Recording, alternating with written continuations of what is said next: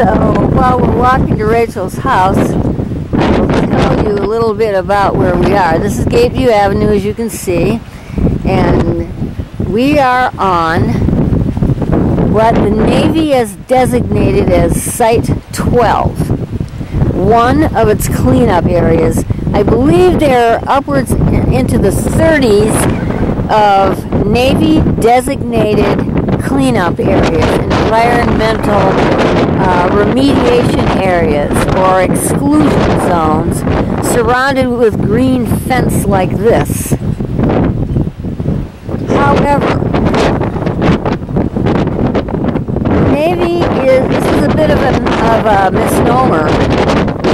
It's a little misguided because all of Site 12, the whole thing, not just the solid waste disposal areas or exclusion zones, the whole extent of the groundwater, the ground underneath our feet, was filled with radiological objects, liquid radiation, and chemicals. Of the 12 dirty dozen most dangerous chemicals in the world, 8 of them are in this ground, in this soil. And it's all over Site 12. That's the entire area where the community lives. And we are on Gateview Avenue, which is on the western edge of it, facing San Francisco. If you can see through those houses, you can see San Francisco. Site 12 is very large. And what Site 12 is the Navy's former toxic waste dump. Because when the Navy took over the island from the city of San Francisco in 1941, they established radiation schools on the island, and then they taught sailors how to deal with radiation, like what I described to you before they did with the Pandemonium 1. They also, at that time, it was better living through chemistry in America, and we were just learning how various chemicals could be formed and reformed to create plastic. It could be chemical things could be mixed in with concrete in buildings to create fire retardants. It could be wrapped around electric wires to keep the wires from burning. Everything was chemical. So the Navy made all of Site 12. Well, it wasn't Site 12 back at that time. This area was where they got rid of their trash. This is literally a trash dump. They housed themselves at the other end of the island, and they shoved all the trash down at this end. And they had burn pits. They burned this stuff.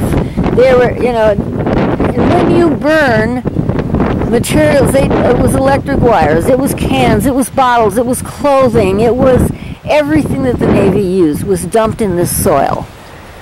And then they had these huge burn pits. They would they burn this stuff, and when you burn it, it breaks down into even more toxic component parts.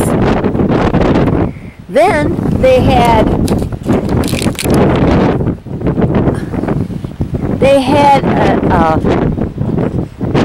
down in that area they had a landing strip for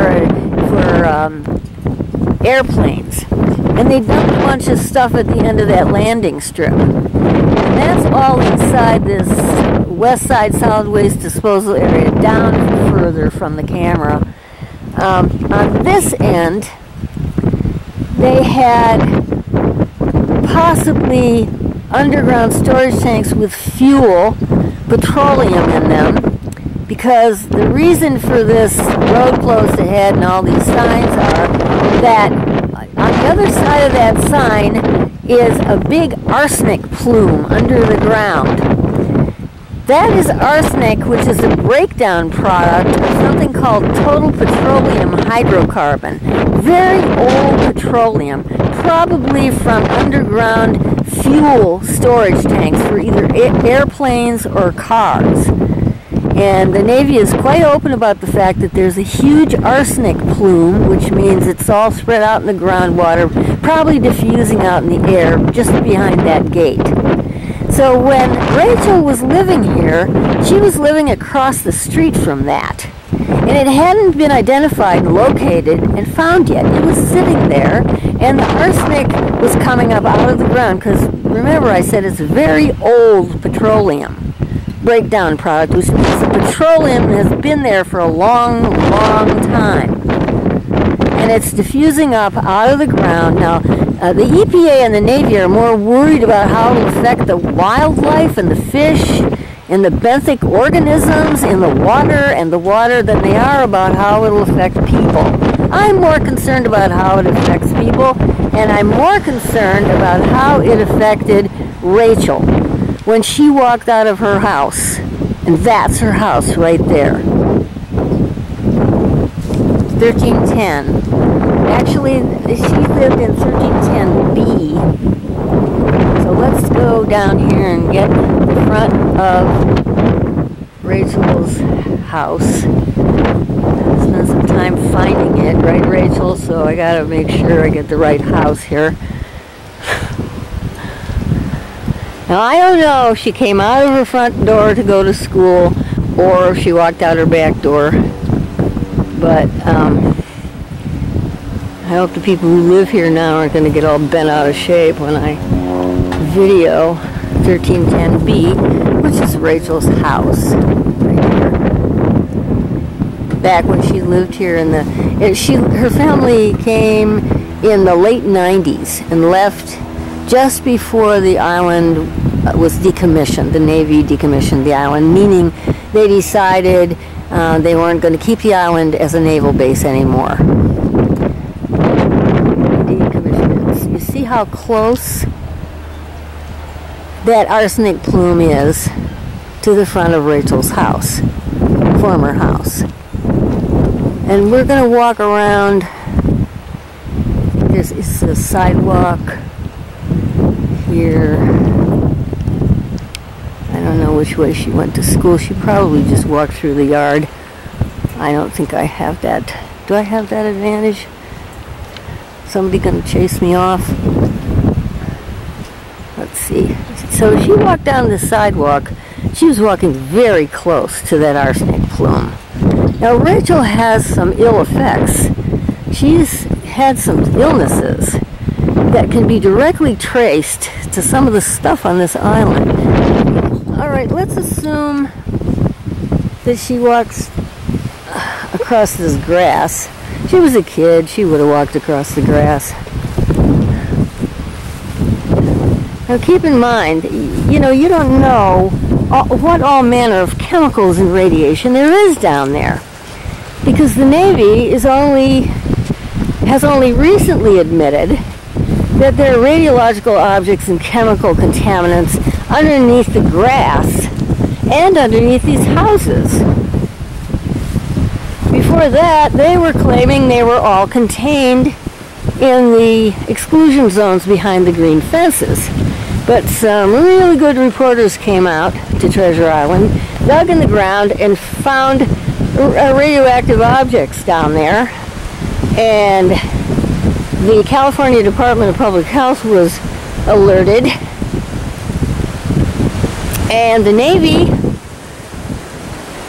was told to clean up their act and find the rest of the stuff.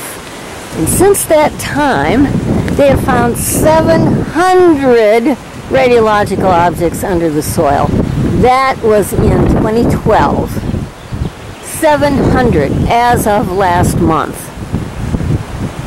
And it is now, what is it? March 27th, Sunday, March 27th, 2016.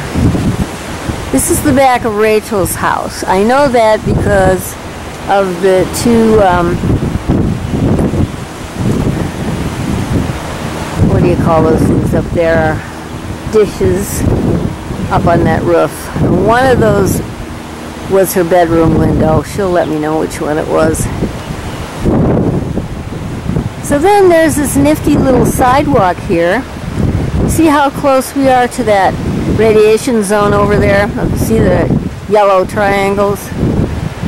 Okay, so then we have this little sidewalk, and Rachel clearly remembers this little park. Now, this is important, this little park.